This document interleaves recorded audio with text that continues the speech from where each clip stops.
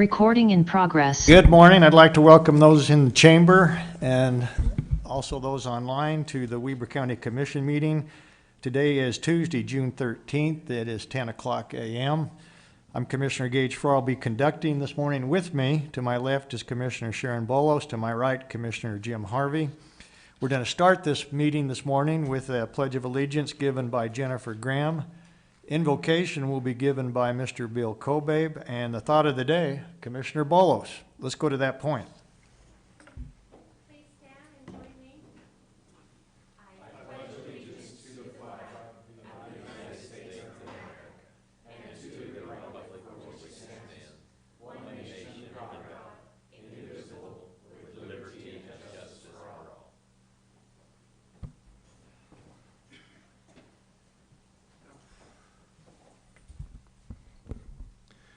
Our righteous Father in heaven, we are indeed grateful to be met here this morning. We're grateful for the peaceful and comfortable conditions and situation that we find ourselves in, that we're able to meet and discuss and deliberate the concerns of our county. We are grateful for those who are serving in any capacity, those who are in the armed forces and those who are in the police and sheriff's departments of our communities, and we're grateful for their sacrifices so that we can have peace and comfort.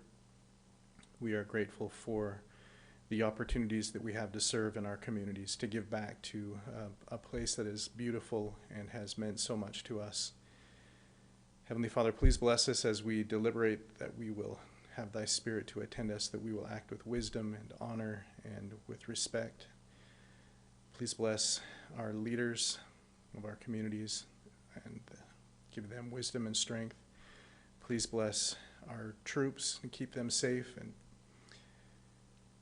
please bless any of those who are also in the line of defense or first responders, that they also will be protected and that they will be safe. Dear Father, we love thee so much, and we pray that thy Spirit will be with us always. And we say these things in the name of Jesus Christ. Amen. Amen. Commissioner Bolos. Last night, my kids and their cousins finished their adult soccer league in Clearfield. Oh.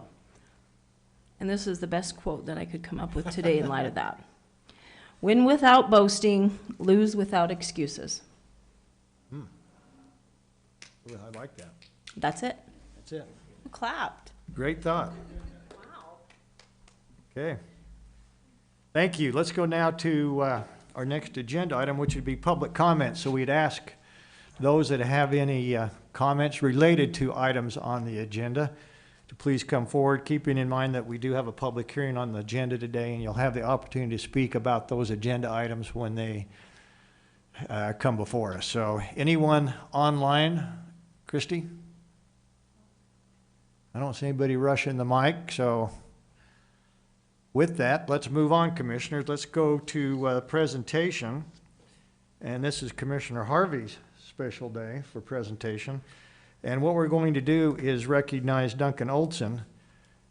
Is Duncan there? There he is. Okay.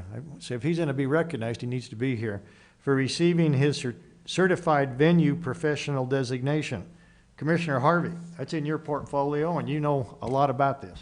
Well, I wish I knew more, but I can tell you that in and amongst culture, parks, and recreation, and while we're honoring Duncan today, I want to give a special shout out to Jennifer Graham, who has, for more than a decade now, saw the value of aligning our talent with best practices and best principles of venue leadership and management.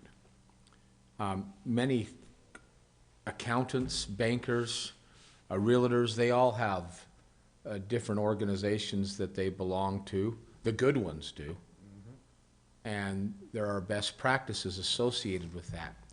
Those things are similar, or found similar, with auditorium management or venue management.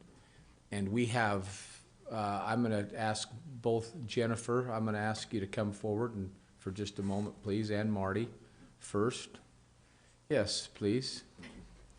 and talk a little more about that, the association and what this is and what this does, because Weber County is very healthy in how we run our many venues, a disproportionate amount of venues that we have as compared to other counties. But can you talk a little more about this award, and Duncan and the rest of them, please?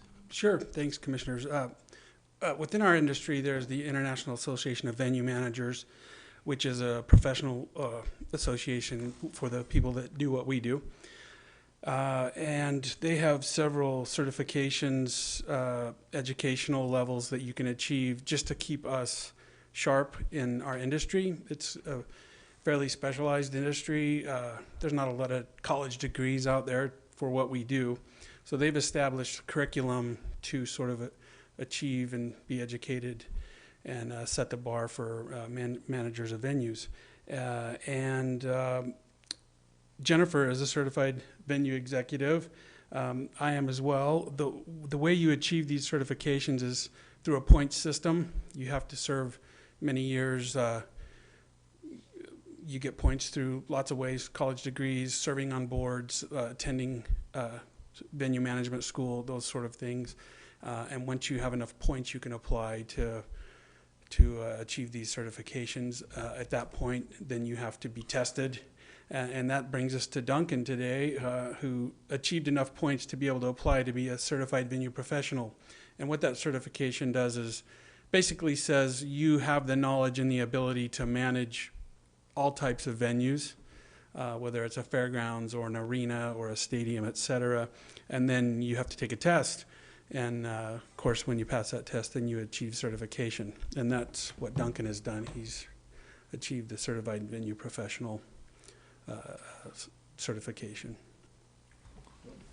So that, my thanks also to Commissioner Bolos, who's always trying to build people up, and making sure that this is something that we made sure was on the agenda today, and we could recognize people with outstanding achievement. And so, Duncan?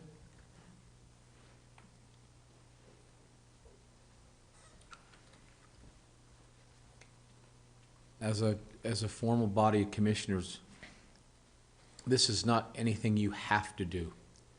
Nowhere on any of the job application does it say you have to have these qualifications. And if it were, I think how many at the top, there's only how many in the whole country that have this designation, Jennifer? I don't even know the number anymore, but it is a tough certification to achieve. Of all people working in venues, this is certainly in the top 1%. So just to let you know, yeah, so this is very, very few people actually get to this level that and now we've got a number of people, and Duncan's our next inductee into this. And so Duncan, what do you got to say for yourself? Mostly just gratitude to these two individuals. They're awesome bosses. They have taught me a bunch, and the support that they give us to try and develop ourselves personally, both from a educational side, but a networking and skill set side has just been far superior than anything I've ever had. And so most of the credit goes to them. They've been pushing me along. Jody Lake as well, former D Event Center. I meant to mention her. Director. She was prodding me along with a stick for the last several months. But, and thanks to the other division directors for the support and help they give us, because it goes a long way. We have a great team, and I think we do events just about as good as anybody in the country. You do. And as you've gone and your training shows, you're recognized by them as one. If you have to do those things, and we do those here in Weber County. That positively affects the budget. It positively affects the staff. It's just, I really appreciate the work you've done. So if those in the audience and here on the dais, give Duncan a round of applause. Appreciate it. We do have a a new truck for you that comes with this award. Awesome. But Tonka hasn't delivered those things for a little bit, so they're behind in their shipping. But can we go down and get a picture with him? Yes, I'd Commissioners? do. That'd be great. You want Marty and Jennifer there too? Yeah. Yes. Marty, Jennifer, you want to come up? Christie?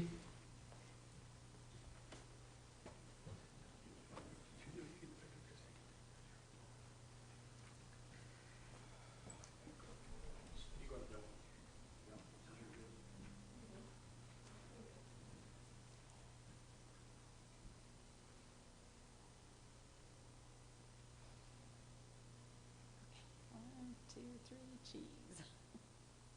Come on, smile, you guys.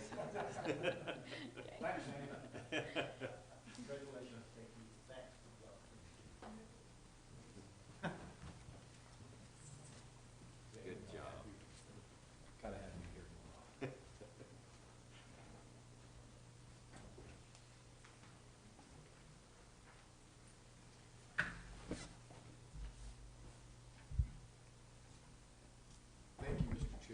Thank you, Commissioner Harvey, for that presentation. Commissioner Bolos, did you have anything you'd like to add?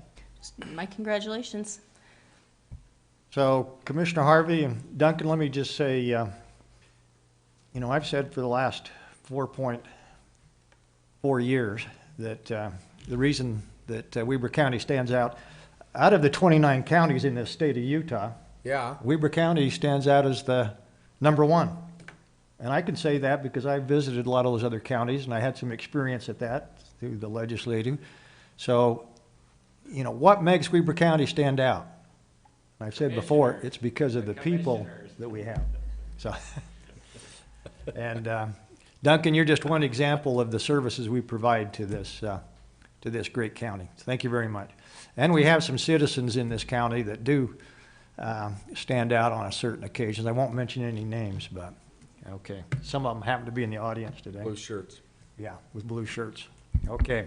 All right, let's go ahead. Thank you again for that. Let's go to consent items, items G 1 through 5, Commissioners. Number 1, request for approval of warrants 8194 through 8254 and 476 976 through 477 117, and number 268-271 in the amount of $2,377,884.59. For a summary of, request for purchase orders in the amount of $294,656.19. Now we'll go to that summary of warrants and purchase orders. Mr. Ricky Hatch. Well, it won't be Ricky Hatch, it'll be Lynn Taylor. Go ahead, Lynn. Thank you, Commissioner.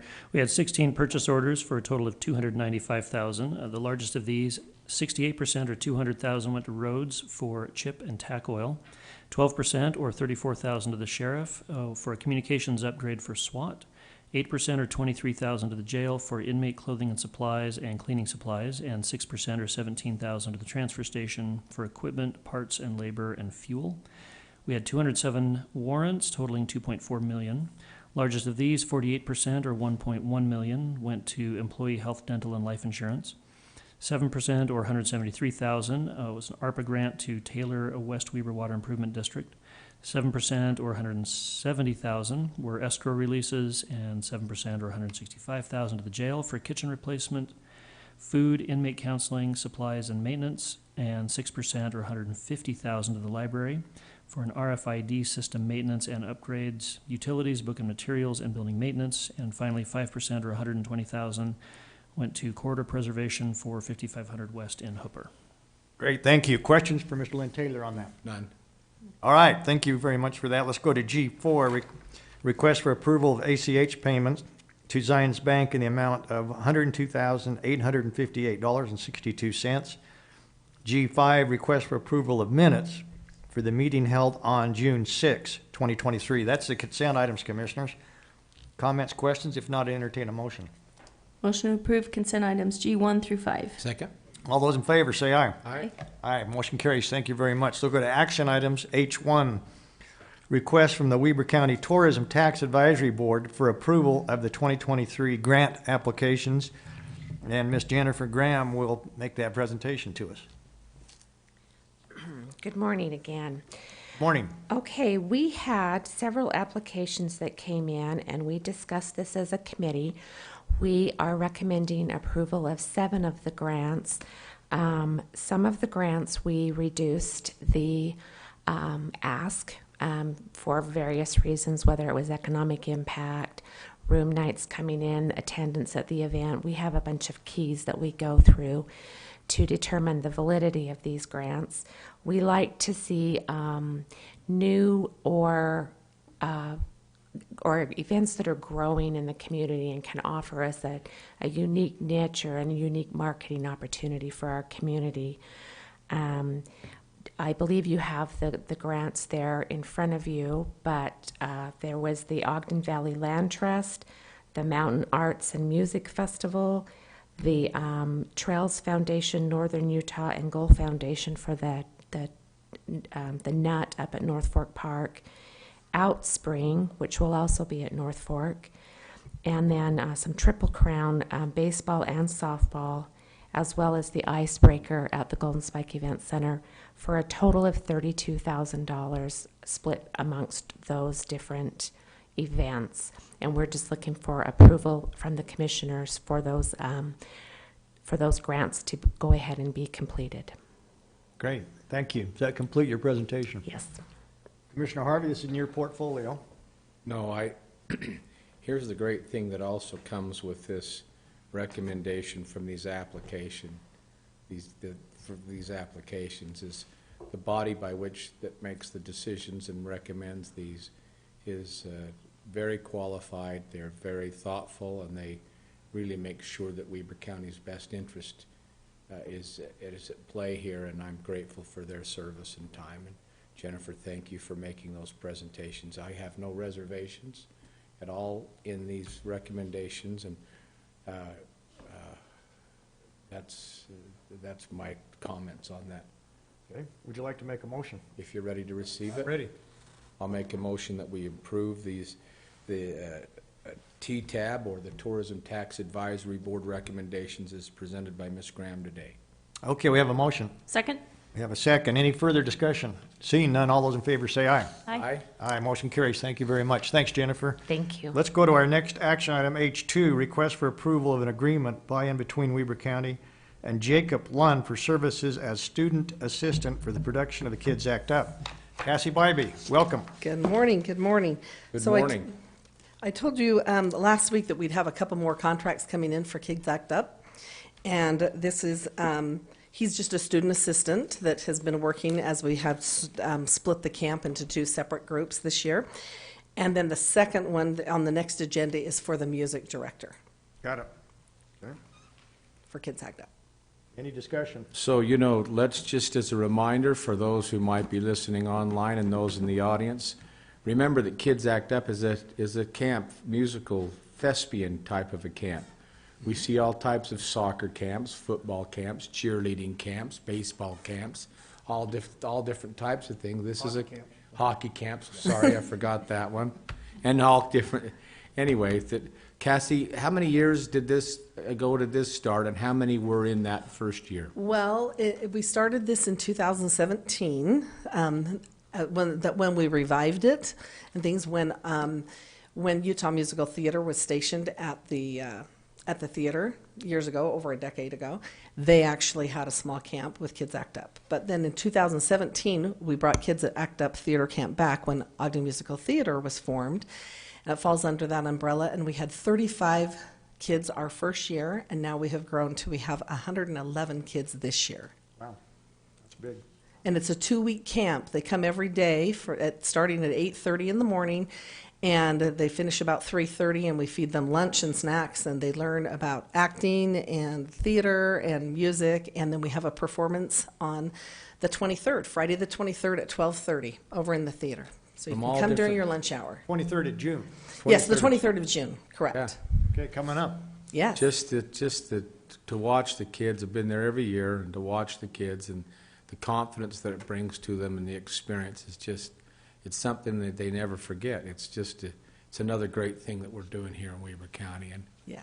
it's I just, without hesitation, I love this program, and so this is another cog in that whole and all the gears that it takes to make this thing work. And so when you're ready for a motion, Mr. Chair, Let's do it. I'll make one to approve that agreement between Weber County and Jacob Lund. Okay, we have a motion, Second. and we second. All those in favor, say aye. Aye. Aye, motion carries. Thanks, Cassie. Let's now go to the next agreement, which is by and between Weber County and Jake Haywood for services as music director for production of Kids Act Up, we just talked about. Yes. Okay, any other discussion on that? No motion to approve. Second. All those in favor, say aye. Aye. Aye. Motion carries. Thanks, Okay, Cassie. Thank you, thank you. Looking forward to that production on June 23rd. June 23rd, 12:30. 12:30. Over at the 12:30, theater. okay. Yep. It's on my Thank you. calendar. Thanks All very right. much. All right, Commissioners, let's go to our public hearing. I'd entertain a motion to adjourn this public meeting and reconvene as a public hearing. So moved. Second? All those in favor, say aye. Aye. Motion carries. Thank you very much. Let's go to the public hearing to consider an ordinance and proposal to rezone 2.7 acres from AV3 and CV2 to the form-based FB zone, property located at 5461 East, 2300 North in Eden, Utah. Steve Burton. Good morning, Commissioners. Morning. I've got a presentation to go over with you. I've got a few slides Great. to explain the proposal. A slideshow? A slideshow. Wow. We'll see if it'll, there we go. Okay. Commissioners, you've got a request to rezone 2.7 acres of property that is currently in the AV3 and CV2 zone to the FB zone, the form-based zone. The location, as mentioned, the approximate location, 5461 East, 2300 North in Eden, right there in the area that we refer to as the Old Town Eden area. Just a little bit of a background. On April 25th of this year, the Ogden Valley Planning Commission forwarded a positive recommendation to the County Commission regarding this proposal. The Planning Commission recommendation was based on the following findings. 1, that the proposed rezone is consistent with the general plan. 2, that the proposed rezone is compatible with the overall character of existing development in the vicinity of the subject property. And then the last finding, 3, that the impacts to surrounding properties and matters related to transportation are addressed at subdivision and site plan review.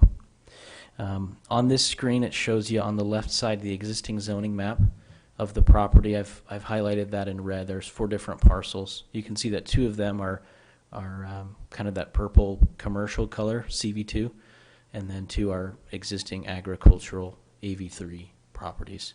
On the right, it shows you what the proposal would be if a rezone were approved to FB. All 4 properties would look like that in the FB zone. To give you a little bit of background about the FB zone, last year there was an ordinance that was adopted. It would have been in January of last year.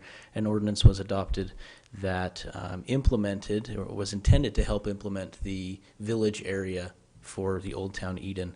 And I'll go over that a little bit with you in this presentation. I wanted to show you the existing conditions of the site. You can see that there is a house on one property. There's also a barn. But other than that, it's vacant property today. I referenced just a minute ago the form-based zoning that was adopted as a zoning tool in the county code last year.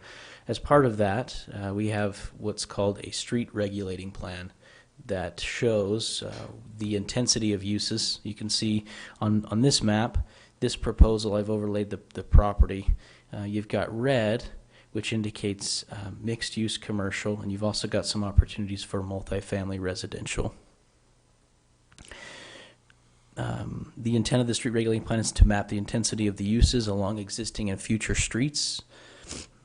Let's see here. This slide is intended to show you the lot development standards of the FB zone in this area.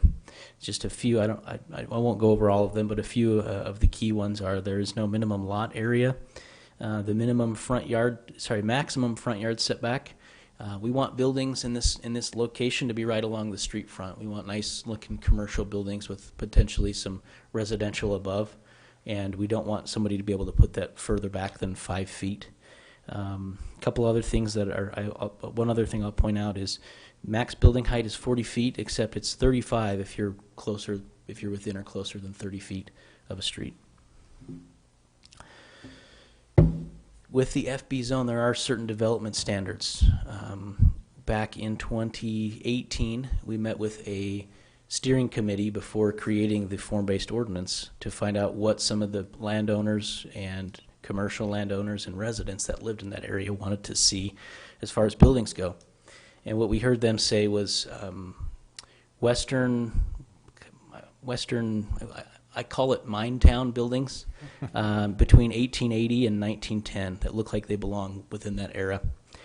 Some you'll see the blacksmith shop currently out there meets that, as well as the general store.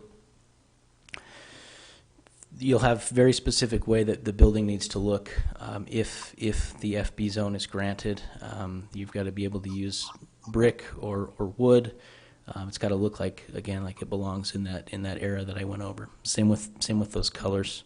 We want kind of an aged color, an aged look, with some natural metals.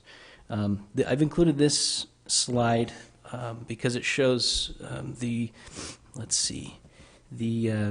landowner has some commercial development approvals already on the property shown right here that's proposed to be rezoned.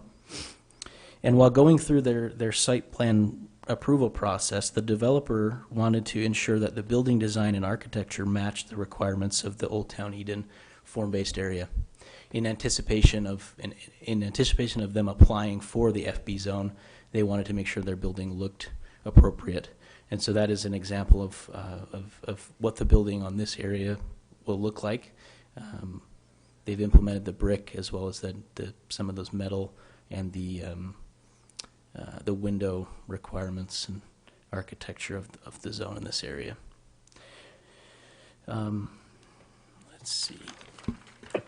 The land use code, the county land use code, lists some recommended considerations that the county commission can make as you look at a proposed rezone. I'll briefly go over those. The first one that it mentions is whether the proposal is consistent with the goals and policies of the general plan. This area that we're referring to, this property that's proposed to be rezoned, is shown as part of a village area shown in the 2016 general plan. On the right is that village area map, and you can see there was planned in 2016 to have an Old Town Eden village. On the left of the screen is a clip from the residential housing element of the general plan that talks about a variety of housing types in village areas designated on the general plan. Just continuing that discussion on the general plan, I've highlighted a few more things that you can consider. Talks about the 2016 general plan, talks about small villages. It says small villages should be created so that vibrant, pedestrian-friendly retail can provide places for Valley residents to eat and shop. General plan also talks about the intent. One of the intents behind these village areas is so that landowners on the valley floor can transfer their development rights into these villages, thereby preserving the farms and hillsides that people who live and travel there like looking at so much. Moving on from the general plan consideration, another consideration is whether the rezoning is compatible with the overall character of existing development in the area.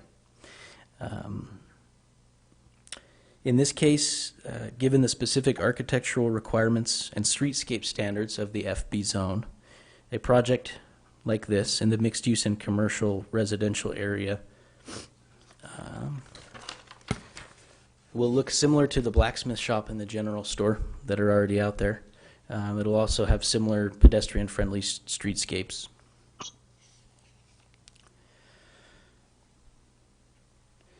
Let's see. You may also want to consider whether any adverse impacts that you think may result as a result of this rezone. The adjacent properties, just to give you an idea, are 2 residential lots to the north and south, currently zoned AV3. There are vacant properties zoned AV3 to the northeast and west of the project, and there are also commercial project zones CV2 to the east and west of the project. Something to consider is the adequacy of facilities and services that will serve the subject property. And when it comes to commercial and mixed-use development, the county subdivision ordinance and our design review ordinance require the developer to install and in some cases upgrade infrastructure like drainage facilities and street improvements if the existing services are not provided at an adequate level of service already. The Planning Commission in their recommendation felt that those concerns, any concerns related to services, would be addressed at a subdivision and design review level. I'm almost done here. One of the last considerations is whether the rezone can be developed in a way that will not degrade natural and ecological resources or sensitive lands. Currently, we do not show that there are any sensitive lands like streams, floodplains, or wetlands on the property. Last consideration that the code lists is regarding traffic mitigation plans and determining whether transportation corridors will diminish below an acceptable level of service. As staff with this rezone, we did not request a traffic mitigation plan. We felt that would be something more applicable to a higher intensity rezone like a resort area. But that is something that you can consider if you feel that the transportation and streets in the area aren't adequate for something like this. You could table the request or even deny it for that. That was something that was brought up with the Planning Commission, but the Planning Commission also felt that those kinds of things would be addressed at a subdivision level when we can actually require a developer to upgrade things as long as it's not a taking. So last slide, these are the actions that you could take today that you're already well aware of, but you could approve the rezone request based on findings. One that we like to look at is the general plan. If you feel it meets the intent of the general plan, that would be a reasonable finding to approve. You could also deny it if you felt that it didn't meet the general plan. You could deny it on objective findings like timing, if the timing isn't quite right. You could also choose to table the rezone today if you wanted some clarification or some additional information from us. That's all I have for you. I'm happy to answer any questions if you have any. Thanks, Steve. Great presentation. Thank you. Commissioners, questions or comments about this? None. So just a couple, Steve, and I think you hit them, but I wanted to make sure that they're on the record. So the village concept was actually created back, 2016, 17, when the general plan was put in? Yep, 2016 general plan showed this area as a village, future village area. Okay, and the reason that the village area was created under the general plan was to try to move density off the valley floor into the areas that may have infrastructure or into areas that, similar to this, existed as kind of the centers of the valley in terms of population at that point in time. That's right. So that was the intent. And so it's your opinion, based upon that and the Planning Commission, that this does in fact follow the general plan? Yes. Okay. All right, any other? No, so basically what we're saying is we take density from the areas so we can leave open space. Yeah. The people who like open space and that quality of life, we put the density that those people who have the open space and property rights, one building for every, or one home for every 3 acres. If somebody has, for instance, if they have 60 acres, Yeah. they'd have 20 houses on there. So if they just want one house and 60 acres, they can take the other 19 TDRs and transfer them into a place like this and put them, put everybody centrally where the sewer would be located. And we know how important sewer is up there to those people, because we need to reduce the number of nitrates going into Pineview. So this accomplishes that as well. Leaves the open space for people to enjoy, and then it also helps with the effluence and the nitrate level at Pineview. So this is a good thing. And under the form base you brought up, that basically is a fairly new provision that we've had in the last year or two. Gives us the ability, when I say us, gives the staff, Planning Commission, the ability to really direct what we want those buildings to look like, architectural style. very similar to what Sun Valley, Jackson Hole, and some other areas across the western United States have looked at, which, again, I think that's, in my opinion, benefits the community because you don't have a hodgepodge of architectural styles. We have the ability to see, you know, when people drive down that street, what that streetscape looks like. Yeah, that's right. You'll notice on this rezone, there's no request or recommendation for any kind of a development agreement.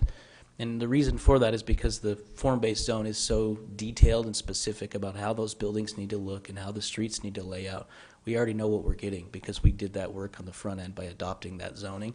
And you're exactly right. The buildings will look much nicer than the buildings that somebody could do today in the CV2 zone. Right. So it gives the county and staff, planning commission, a little more control over what the final look will be. Yeah. Is that correct? That's right. All right, great. Additional questions? No questions. All right, seeing none, I'm going to change this up a little bit since we do have a couple of other issues coming up. And I'm going to move public comments and let the public comment after each of these presentations. So anybody who'd like to come forward on this particular rezone on the 2.7 acres AV3 to the form-based FB zone, please come up. Now's your time.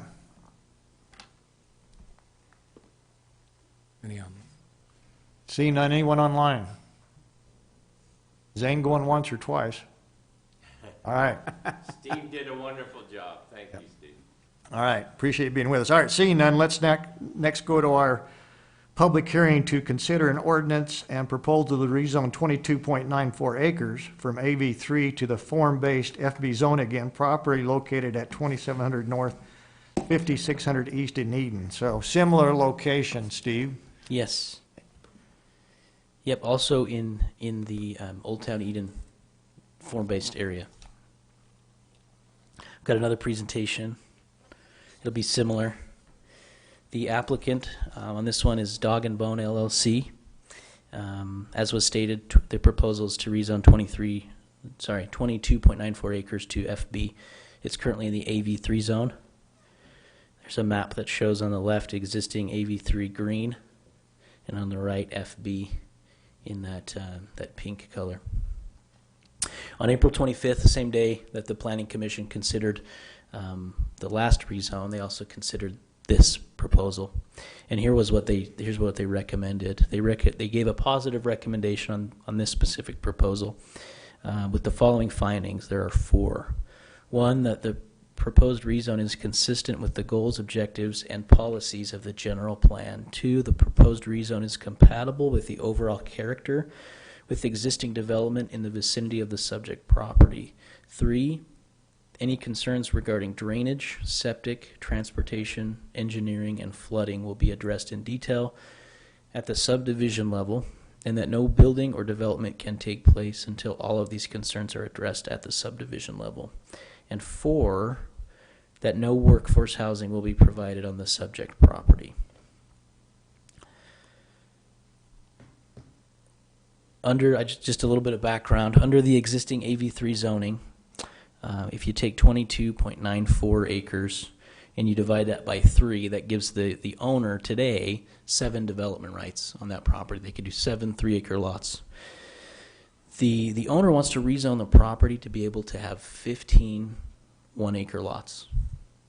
Now, if they do get rezoned, they will still have the ability to plat those 7 lots, but if they want to do more than that, if they want to do 8 more, which would be 15, they have to transfer those from somewhere else. It can either be in this village area or it can be in a designated sending area that we've listed in the form-based. Now, with this proposal, the owner, what they've told us is, if you guys are familiar with the Sunnyfield Farm right there in Eden, they are proposing to take 8 of those development rights and send them up here to the north on this property that's proposed to be rezoned, so that they could do those 15, full 15. And so it would preserve the Sunnyfield Farm to be a farm forever. Let's see here.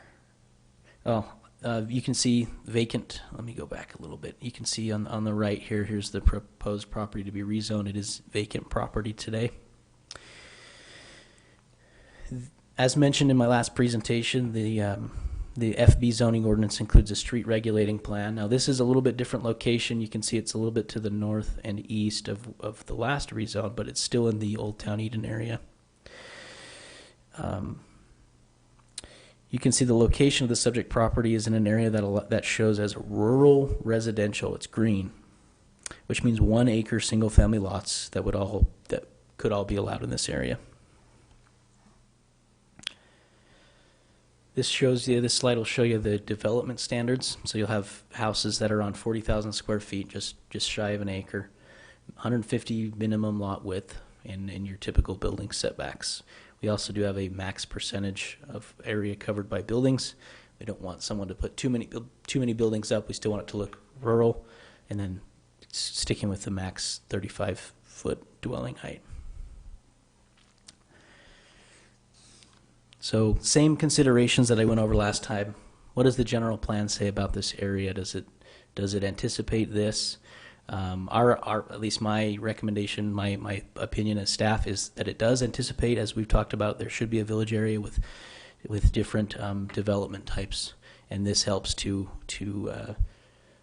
implement the single family housing element of that village area.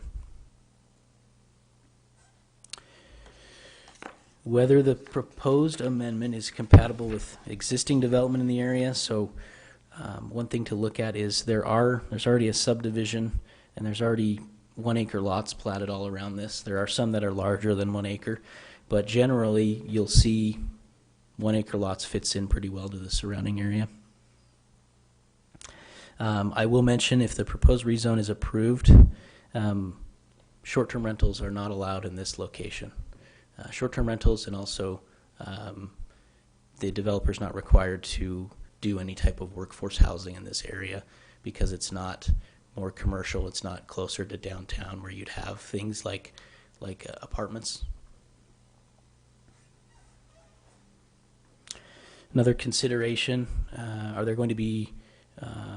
Will it adversely affect adjacent properties? This came up at the subdivision level. There was talks of flooding in the area and high groundwater. All good things to bring up. Those are things that we look at. Particularly, we would look at those at a subdivision level. So if this is rezoned and the developer wants to subdivide, we would make them supply some engineered drawings. They'd have to hire a professional engineer to tell us what the existing grades are and how they're going to make sure that no flooding happens and that the high groundwater is addressed. Adequacy of facilities and services that will serve the project. Same thing as in my last presentation. We may, at a subdivision level, look at those things, and if things do need to be upgraded, we could figure out what that developer's portion of those upgrades should be and ask them to do those upgrades.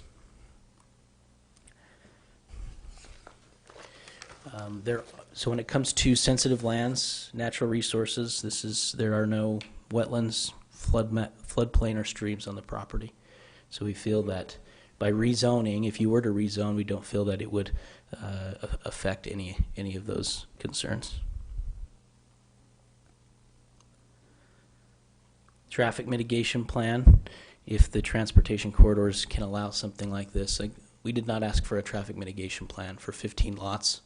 We feel that we can, with the county engineer and with the developer's engineer, if they do decide to subdivide, if this is rezoned, we could address some traffic concerns pretty easily and figure out what upgrades need to be done to the existing roads and ask the developer to pay for their portion. Similar to the last presentation, there's a couple actions you could take. You could approve, you could deny, and you could table. And we recommend looking at the general plan and making objective findings. I'm happy to answer any questions if you have any. Great. So again, just to be clear, currently under the zone, they'd be entitled to 7 residential units on there. What he's proposing would be up to 15 units. And that, again, we're not creating that density that would be required to transfer density from somewhere else in the valley to that location. And it's my understanding, and knowing that area, that there's a subdivision to the west that ranges from 1 acre lots up to a little over an acre, acre and a half possibly.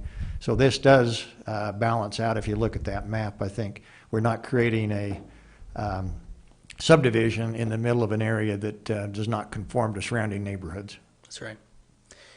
The app. I was also just going to mention the owner is here, and they have a video to show. I don't, they may want to speak first, but I've got a video queued ready. It's the area that they want to preserve.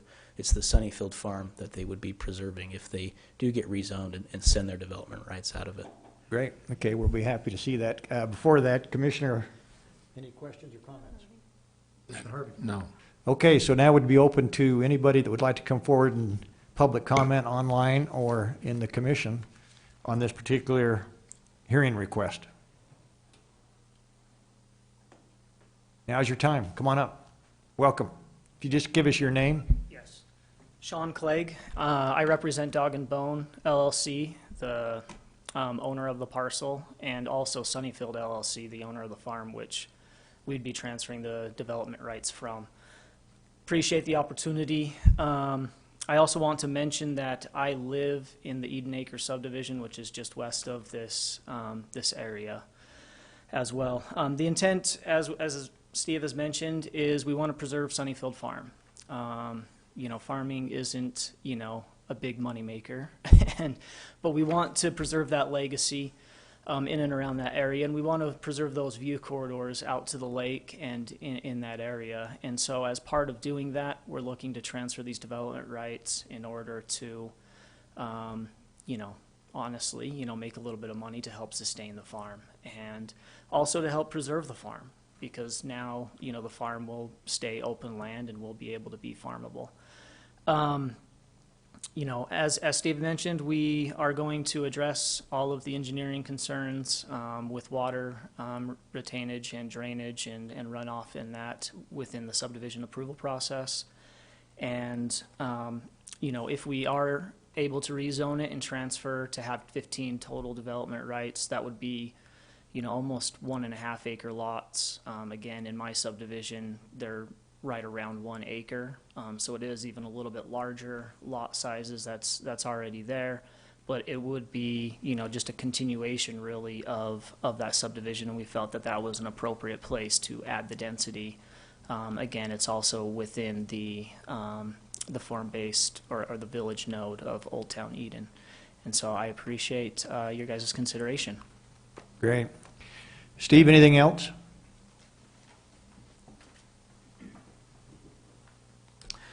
I don't have anything else. Well, I guess I'll just mention, if you may be wondering, you know, how those transfers happen. We wouldn't require them to be done. For example, we've prepared an ordinance for you today if you decide to rezone. That transfer wouldn't happen until Sean comes in and wants to subdivide. We would say, okay, great. We have we track those development rights very closely through covenants that we record on the sending property and on the receiving property.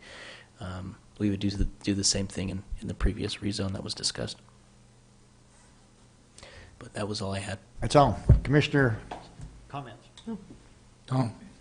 So appreciate your comments today on that, and I'm pretty familiar with this location. I actually had the opportunity over 60 years ago to be in that blacksmith shop when it was a blacksmith shop, and they were actually working on. It wasn't just a pretty residential or a pretty commercial area. It was actually a working shop. So, and I know that as I drive by that property on occasion, this is a great example of being able to preserve farms, move that to an area that makes more sense for residential use, and protect that farm and the views, as was pointed out, that have direct viewpoints to the lake and to the west, and as you come up the other side, to the Middle Fork area. So I think it's a great plan. It shows that TDR ordinance and transfer is working and should be recognized by the residents up there, being able to protect open space and farms. With that, Commissioners, no other comments? Let's go to our next public hearing, which is to consider an ordinance and proposal to rezone, excuse me, we did that one, didn't we?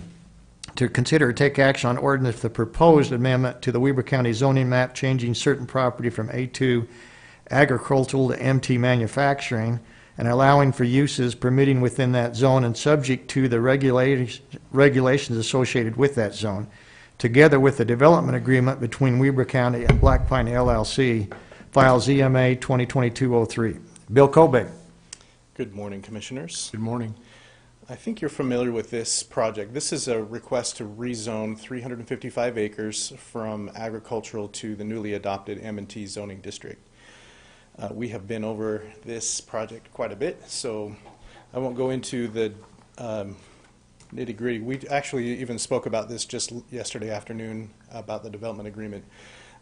We have since received a revised development agreement that's in front of you right now. I put tabs on the appropriate pages where they were talking about the 100-foot setback buffer from the river, as well as the ring road consideration. And so that's in their development agreement that you have in front of you right now. The Planning Commission voted to recommend approval of this. I'm looking for the date. Bear with me 1 second.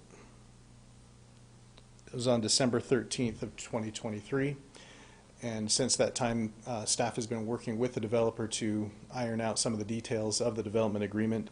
That's what you see in front of you.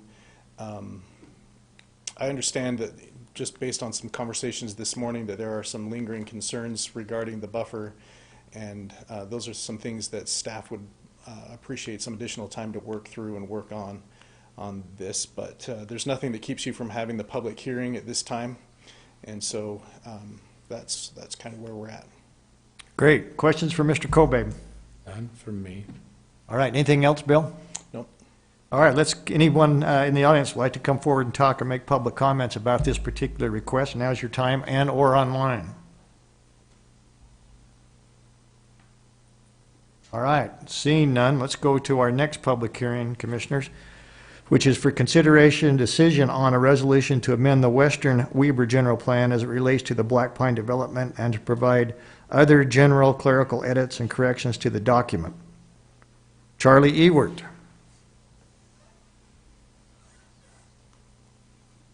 Commissioners, thanks for having me. Let me get this up on the screen for you.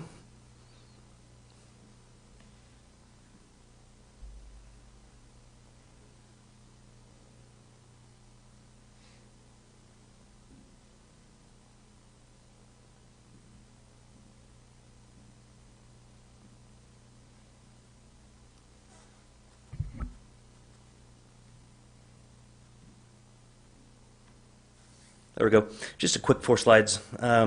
So the Western Weber General Plan, in order to enable the Black Pine development, we're going to need to just make some adjustments to some of the polygons and the geometry on the Western Weber General Plan's future land use map. We also thought this might be a good time to make some minor tweaks that we see the need for in the final published document. A couple of errors that were made, omissions that were made, copy and paste errors, that sort of thing, as well as one other change that we've talked to you about, and that is in the general plan we called a lot of that yellow area. As you'll recall, most of the area in Western Weber is colored yellow.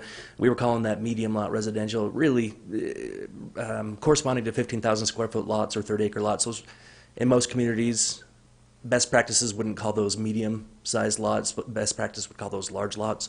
And so really we're just changing it so we're not convoluting anything to medium to large lot residential as opposed to just straight medium residential. So let me, excuse me here.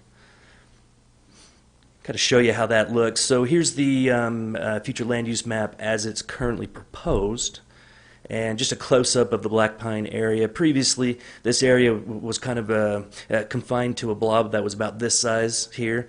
The Black Pine developers have purchased property that go almost all the way up to future, I think that's future 200 North Street, and then also across the street, all of that being the Wade Dairy. And as we were looking at this, we thought if there's going to be this kind of commercial or manufacturing in this area, and we do have a 200 North that is an 80-foot wide collector that eventually may cross the river, we want to make sure those landowners have an opportunity to do a like-for-like type of use across the street. So not only did we do this purple M&T or manufacturing and tech, we also colored these buffers along the streets here to show that the developer, as well as neighboring landowners, the plan for those areas, should they choose to ask for a rezone, would be for mixed-use commercial opportunities as well. That way you get a little bit of a buffer between the medium to large lot residential, which is the yellow, to the mixed-use commercial, to the M&T zone. And buffering really is kind of the name of the game on this general plan. Just so you see, agriculture stays the same. We added in a new term called rural residential lots. Those are predominantly the 20,000 square foot lots. This runs very closely along with the form-based zones that we've been working on as well. And then you got the yellow, which is the medium to large size residential. And the primary area over in here is that yellow medium to large size residential. We didn't make any other changes beyond that, just mostly terminology changes here. That was my presentation. Any questions for me? Great, thank you. Commissioners, questions, comments? Charlie? I don't have any at this time. Okay, Charlie, is that it? That's it. Thank you. All right.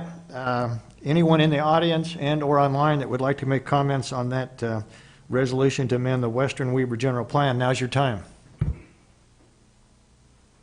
Nobody coming forward? Anybody online, Christy? No. All right.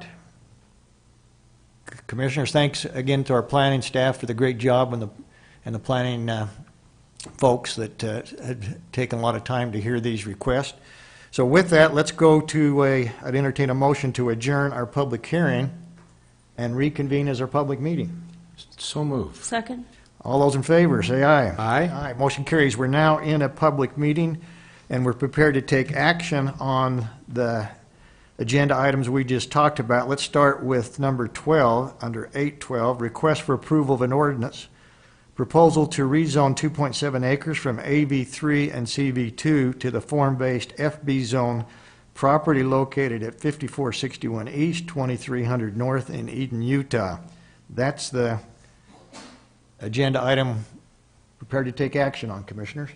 No comment, and when you're ready for a motion, I'm ready. I'll move to approve ordinance 2023-19 We have a as motion presented to. earlier today. Thank you for that. We have a motion. Second? And we have a second. Any discussion?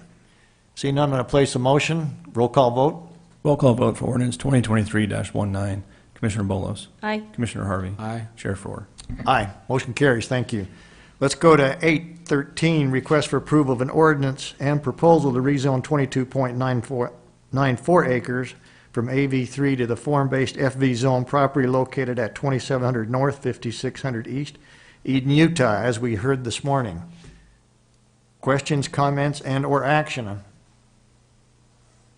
Move to approve ordinance 2023-20. Second? All those, well, any discussion? All right. Seeing none, roll call vote. Roll call vote for ordinance 2023-20. Commissioner Bolos. Aye. Commissioner Harvey. Aye. Sheriff Rohr. Aye. Motion carries. Thank you. Let's now go to 814, request for approval of an ordinance of the proposed amendment to the Weber County zoning map, changing certain property from A2 agricultural to MT manufacturing and technology, and allowing for the uses permitted within that zone and subject to the regulations associated with that zone, together with the development agreement between Weber County and Black Pine LLC. Mr. Chair? Yes, sir. Motion to approve 2023-21 as presented earlier. Second? Any discussion? This is approving the development agreement as well? Yep.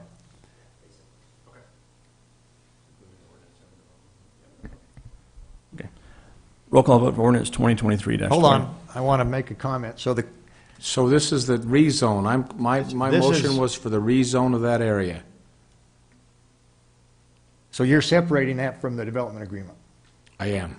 All right, let's make that clear. And I'm okay with that because I think the changes in that development agreement as we look at that corridor preservation area needs to be changed in It needs to be looked at. code. Yeah. And I don't want to get a development agreement in front of the code. Now, I'm prepared, Commissioners, we've talked about before, to work through that development agreement so that we can basically make sure that the ordinance follows that. But to have a conflict between a development agreement and an existing ordinance makes no sense. So So just to clarify, your motion would be to approve the rezone, but not to approve the development agreement at this time. My motion was to approve was not to approve the development agreement, but to approve the rezone. Perfect. Commissioners, just one request, if we do it this way, if you could make essentially a condition that that rezone does not go into effect until a development agreement is executed. I don't know if it was written that way in the ordinance itself, but if not, we could put that on the record now. I'll make the adjustment to my motion to include those suggestions as presented by Mr. Ewert. And just to let you know, we think some of that buffer may be a little too healthy on our side, so there may be some conditions on that, but we'll revisit that. But that's, yeah, I'll amend my motion to approve for those suggestions you made, Charlie. So the rezone would go into effect upon the development agreement being approved. Are we clear on that? Clear on that, Commissioner Bowles? Yeah. I am. Okay. And I think, it needs to be said that we've had this discussion. I don't think we have a lot of opposition to the 100-foot corridor. But what we want to do is make sure that that 100-foot corridor is, if we're going to change that, it needs to be changed for the entire ordinance so that we don't have conflicts between property owners, and basically we're setting a precedence with that. So. I've got one more. Now that we've brought this up into more detail, let me just make sure. I would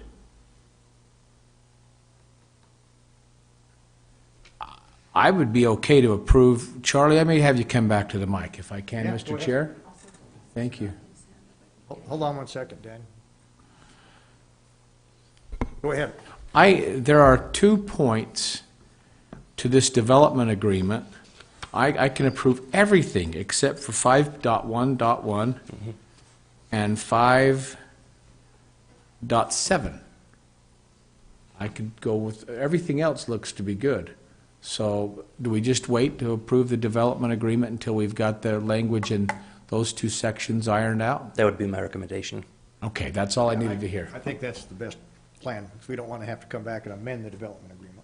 Yeah, that's the only questions I had for Mr. Ewert, Mr. Chair. Okay, thank you. Any other questions? Not for him. Daniel, do you have a comment? I'm going to allow that.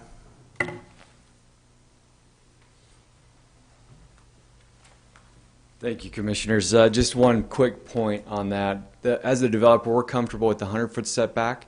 The code, as it states, has the 300-foot setback, but the amendment that was made to the development agreement in that 5.11 exempts us from that particular ordinance in the code. So the 300-foot setback would not apply to this particular development. So we worked on that last night with the staff to exempt us from that portion of it, knowing that that was a concern that you guys wanted to potentially readdress in your code. And as it relates to the ring road, the optionality is just simply to allow us to have it be a private road or a public road, but we would have connectivity as required. The language that was changed in there would require us to have connectivity to public roads, but it gives us the option to make it public or private. So those are the only changes that were made yesterday, which I think addressed some of the concerns that you guys had. And yeah, I think we're very aware of that. The issue is this, Daniel, is that if we're going to change that to 100 feet, there will be some standards put on that. In other words, what's allowed in that 100 feet? Do we allow people to bring in their old trucks and campers, park on there? Do we require some type of irrigation system? So that needs to be consistent. So and until we have that, so basically, I think what we're saying is when we come up with that language that we're comfortable with making in code, changing the code, that code that it's in the development agreement will follow through into the ordinance. Makes sense. What's allowed in there on our particular property? There is some language what governs what's allowed in our 100-foot setback, which is we're going to be putting in a trail system, some of the stormwater detention area that would be allowed, but there would be no man-made structures. We couldn't put roads or buildings or anything like that in there. Yeah, and that's what we want to see, but we want to make sure it's clear in writing. Okay. So that's just those tweaks. That's where I am on this. Yeah. So I'm going to keep with my original motion for now. Thank you. Hey, I have a question for Charlie. So I I agree with Daniel. I see in that language, and it sounds like you worked together on this. Do you anticipate that the change in the code would reflect what's written in this development agreement? And if so, then I don't understand why we would hold this up. So that comes down to what you guys want to do. If you would, so it was 2 weeks ago, I think, that we changed the code to require the 300 feet. If you guys want to change that to go back to 100, it still will require future action to do so. But Sure. if that's the only hang-up that we have is 300 to 100, then there's no reason to hold it up, in my opinion. We And then were we going to could do bring some forward- other research too, though, on that. We So- were going to do a little more research on that. I know we were going to go look at Exchange Road and Right. maybe consider some irrigation measures to make sure when you're converting farmland over to native land that you've got the ability to get those seed mixes to take hold. Yeah, you're exactly, we've asked planning to come forward with some suggestions based upon some other areas that have that, and so, which could be included in prospective language that we'd want in that ordinance and also in the development agreement. I want to be super friendly here, but I also don't want to make any mistakes. And in as much as this is the first of what could be much or many, I just would like to get this right this time. Yeah, I I think don't mean tabling to- and waiting a week would be appropriate. And I don't need to, we don't need to wait a month, or a week would be fine. If we could just get some of those answers to the question, I'd be okay with that. Yeah, and that's exactly what I think if we put a time certain to revisit this, I'm comfortable with that, whether it's next week or the week after. The idea here is not to slow cook the developer on Not at this. all. But the idea is to make sure that we're consistent with ordinance and this development agreement. We need to look what's out there that exists today with these corridor preservation areas, and I just want to be consistent. Slow cook developer is not on the menu this time. No. Okay, that addresses my concern, and that was going to be my next question for you, Charlie, is how long. I'm happy to do this next week. I think what you've covered in here would be great to be reflected in the code when we change that, and I don't want to put this off anymore, because I think they're trying hard to please us, and we're the ones who came back and said we're okay with 100, and you all worked with them last night very quickly to make this make sense, and I think it does make sense. I do agree that the code needs to change. I don't want to take forever. That's Okay. my bottom line. Sounds great, and we've got another How about ordinance. next week? Yeah, next week would be great. Perfect. Mr. Chair, let me revise my motion. Please do. Let's make sure we're clear. It's been so long, I've kind of, in my old age, I forgot about it. You didn't have a second on that first revision anyway. Yeah, that's true. I forgot what we were talking about. No, I'm just teasing. So my motion is to approve the,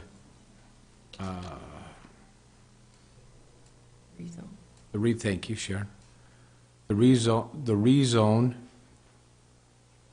as it stands, and providing that we take a look at a time certain on the development agreement, not more than next week. Next week. Mm-hmm. Can you do that next week, by next week? I get a thumbs up, I get a smile and a grin and another thumbs up, and another grin from the sharp-looking director in the back. So that'd be my motion on there. So did your motion include the development agreement? Did not, it included that we bring the development agreement back for review within a week. Okay, second. And we have a second to that. Sounds right, doesn't it? That's what we just talked about. So staff, are we okay with that? Okay, so we're clear that we'll bring the development agreement back time certain, a week from today, the rezone, but again, let's clarify the motion that the rezone does not take place until such time as the development agreement is done, because I think that was staff request. Correct? Commissioners, it may be a little, sorry, this is Brian over here. I'm like, who's talking? It may be a little more clear if we just put the whole thing off until next week instead of approving the rezone conditioned on the development agreement. We accomplished the same thing by tabling it until Yeah. next week. Yeah, that would, I think that be makes my it clear so proposal. we can analyze it. Move to table for a week. Do you have to take a vote on that first motion? Well, unless he can withdraw the first motion. That's the recommendation. It's about the same. I'll withdraw my motion. Thank you. I want to just do it right. So the first motion's been withdrawn. I'm open for a second motion. Second? A new motion? Or a substitute Okay, motion, so whatever if you I'll like. I'll withdraw that motion, and then I'll make a motion that we table for a time certain of next week. To hear Second. both the To hear both, what was 2023-21 and 2028-2023. All right, we have a motion to table until time certain, which is next week, to consider that action. Second. And we have a second. I think we've talked about this enough. Roll call vote. You mean a roll call vote for that? I think To so. table. To table. Oh, okay. I just want to Thank be you. clear. Okay, roll call vote to table the, as discussed. Commissioner Bolos? Aye. Commissioner Harvey? Aye. Uh, Chair Four. Aye, motion's tabled till next week, time certain. Thank you very much. Okay, boy, we're still not done. Request for approval of a resolution to amend the Western Weber General Plan as it relates to the Black Pine development and provide other general clerical edits and corrections to that document as presented by Mr. Charlie Eworth this morning. Okay. Commissioners, questions, comments, and/or action? Motion to table for 1 week. Okay, we have a motion? Have a second? Was that the recommendation? This one could go either way as well. You could approve this one. It doesn't affect the rezone or anything like that. It just sets the rezone up. So you could table for a week. You can act on it today. It's up to you guys. But just to be clear, it doesn't impact the previous action we were just Correct. talking about. That's Okay. correct. My understanding from Mr. Barron is that we would table both of them for a week. So you got a rezone, you got a development agreement, those two. Right. And then the third thing is a general plan amendment, General plan amendment. which doesn't necessarily need to be hung up one way or the other. It's not necessarily tied to Okay. rezone. Sharon, you're probably right on that. Thank you. Go ahead, and I'll withdraw my motion. Go ahead. Motion to approve resolution 28-2023. Thank you. We have a motion. Second. And a second. Let's go back to roll call vote. Roll call vote for resolution 28-2023. Commissioner Bolos? Aye. Commissioner Harvey? Aye. Chair Four. Aye. Thank you very much. Motion carries. All right, with that, boy, we've had a good morning so far. Let's go to commissioner comments. Any commissioner comments? Now's your opportunity. Not for me. Mr. Chair? Yes, sir. I may not ever get this opportunity again, so I'd like to take a Yeah. personal privilege if I could. Go ahead. You've got it. Time's yours. You know, for a lot of my life,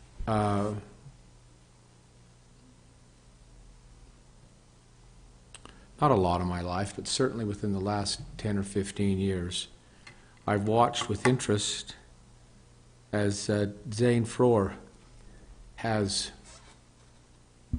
spent a lot of energy and time and money and doing good for this community. It's not just pertaining to the lower valley, but 30 and 40 years ago it was to this, I mean, not just to the upper valley, but 30 and 40 years it was to this lower valley. He's been a giver. He's always done things that'll help and benefit the community. Hopefully he's done okay for himself in the process. I just want you to know from my perspective, Zane, while you're here, and in this public, just to tell you thank you for how you've unselfishly given back to the community where you didn't have to. You've done a wonderful thing for a lot of people. Most of it has gone unsaid and unrecognized. But I want you to know that, at least from where I'm sitting right now, that you're appreciated very much. You're a man of integrity, a man of action, a man of caring, a good family man. You've given back to your community, to your church, in every way, and I just wanted you to know that you're appreciated and respected by me very much, and I appreciate you. Thank you so much. Great comments, and I'm proud to call him a cousin, so. Commissioner Bolos, any comments? All right, I think that does it for me, so I'd entertain a final motion. Move to adjourn. Second. All those in favor, say aye. Aye. We're adjourned, thank you.